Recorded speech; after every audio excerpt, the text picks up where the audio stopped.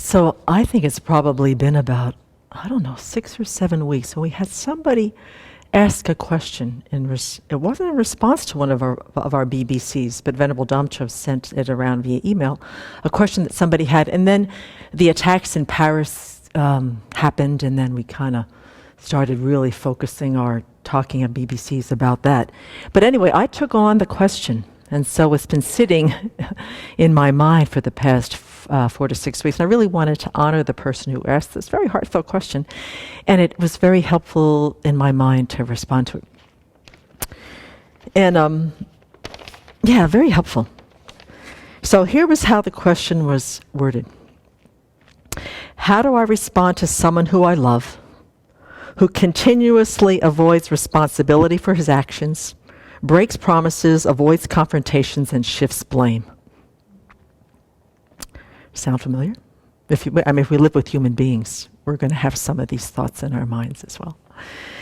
But from the get-go, I'm not going to just suggest to this person, ideas on how to try to fix and change the person's behavior that they love. I'm going to go right at the beginning here. We're going to talk about how best to work with the situation and how to work with their mind.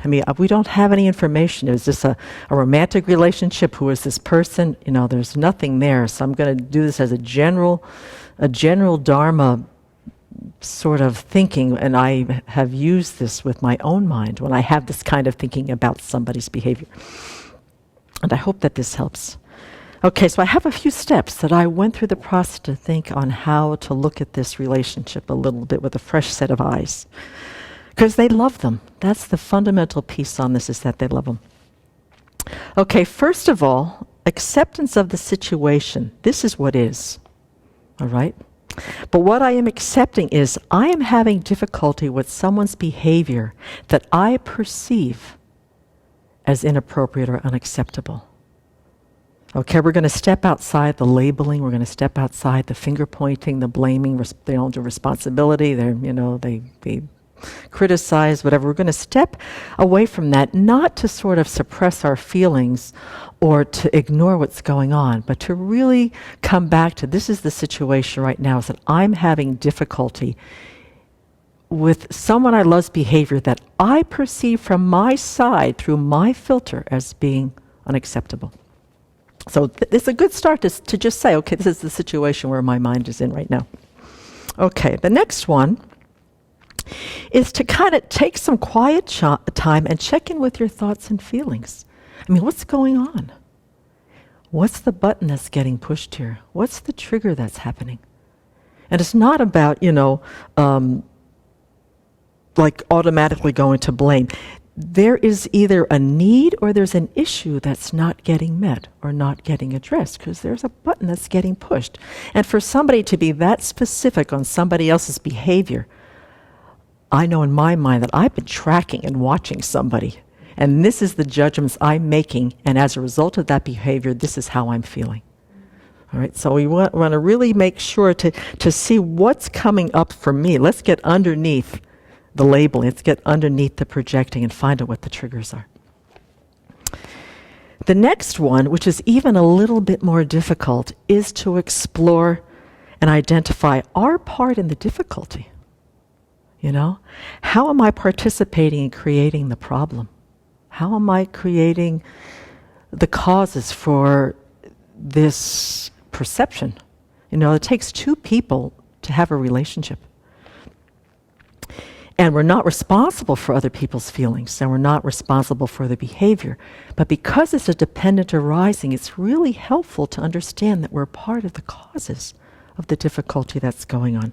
And it's not about blaming them or blaming ourselves, because blaming gets to be this really oversimplification of complicated human relationships. Because what blame says, okay, there's one cause. It's either you or it's me.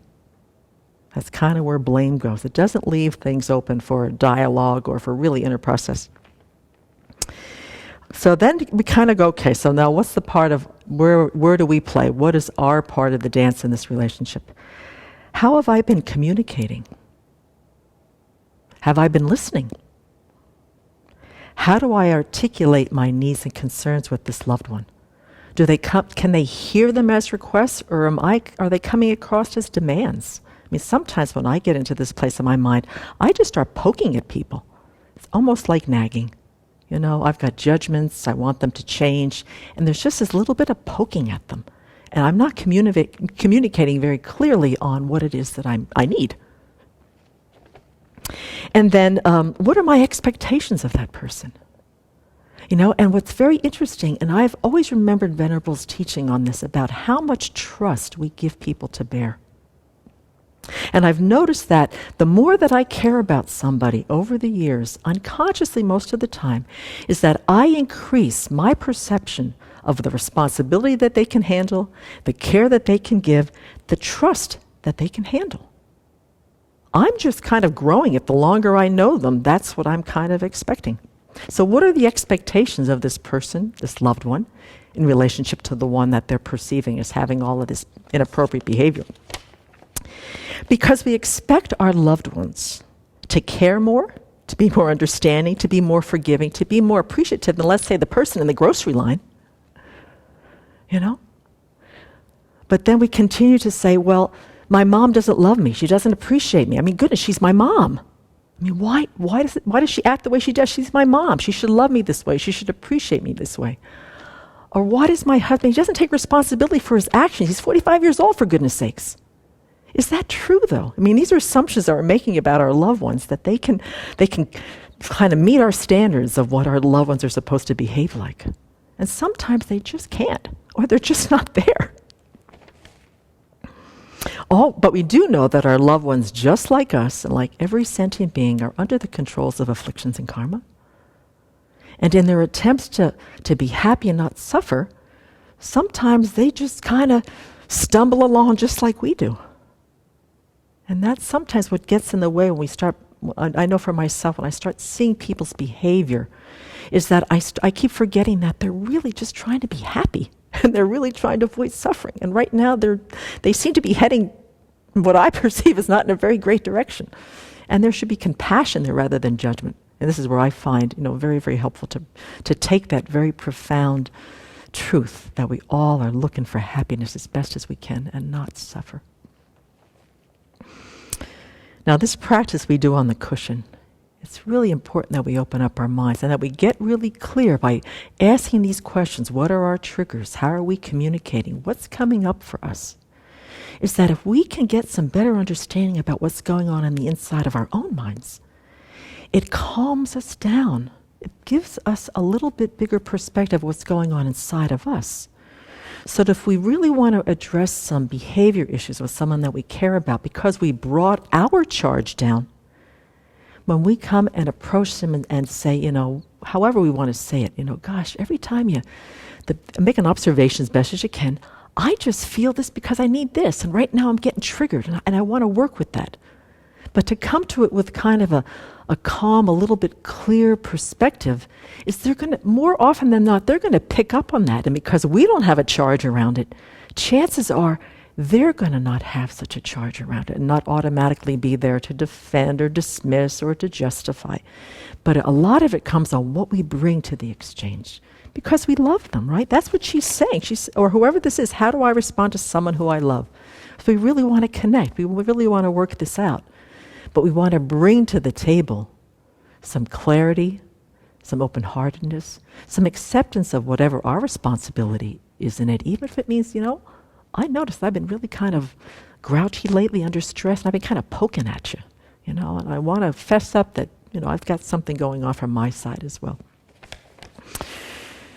And what might happen is that they might be open to listening and talking, and we might be able to find something new about our loved one that we never even knew before. Maybe we forgot to notice, because we're bringing kind of a fresh perspective to the dialogue.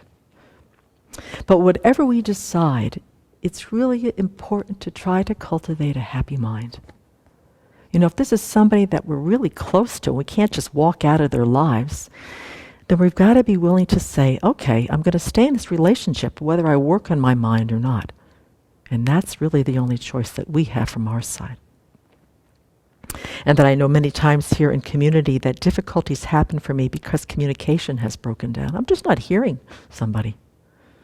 or I'm not checking back, I'm not reflecting back. Let me make sure that I heard you correctly. I'm just making all sorts of assumptions on their motivations, on why they're doing what they're doing. Communication has totally broken down. 90% of the time, we're just like two ships in the night.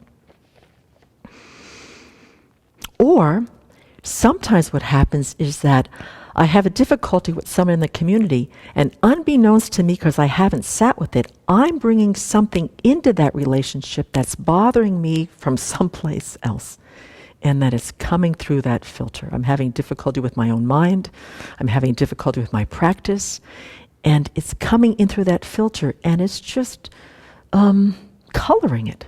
So there might not even be anything there. I'm just bringing something into the relationship that doesn't need to be there. But all in all, what I really want to say to this dear person who asked this question is that it's pretty much about working on our own minds. I mean, we can address our everyday challenges and joys as much as we can by using the Dharma, whatever level we know, whatever level we understand.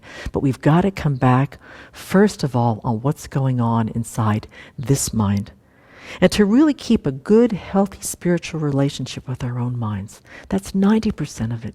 If we're not taking care of this mind here, it's so easy to just start blaming the difficulties and blaming the dissatisfaction on something outside of ourselves. By giving ourselves some space and some compassion, that gives us really quite a bit more forgiving and broader view when we relate to others. And it's really quite helpful. So that's kind of the way, the steps that I take in trying to figure out, where am I in it? What am I participating? What are the triggers? Finding that vulnerable place where maybe some needs aren't getting met. And to be able to communicate from an open heart, just saying, what can we do to connect here? And how can we resolve this? I'm not trying to change you, but there are things here that I'm finding difficulty with, and can we work together to make something happen? And then to let go of what the response is. I mean, they may not even think they're doing anything that's inappropriate or whatever. And then you've got to deal with, that. But it's all about working on our own minds and how to respond to other people's behavior, other people's mental habits, other people's way of doing things. And if we love them as much as we aspire to, more often than not, that love can be sort of the commitment that really makes that relationship work, provided that there's love coming from both sides. Anyway, hopefully that's helpful.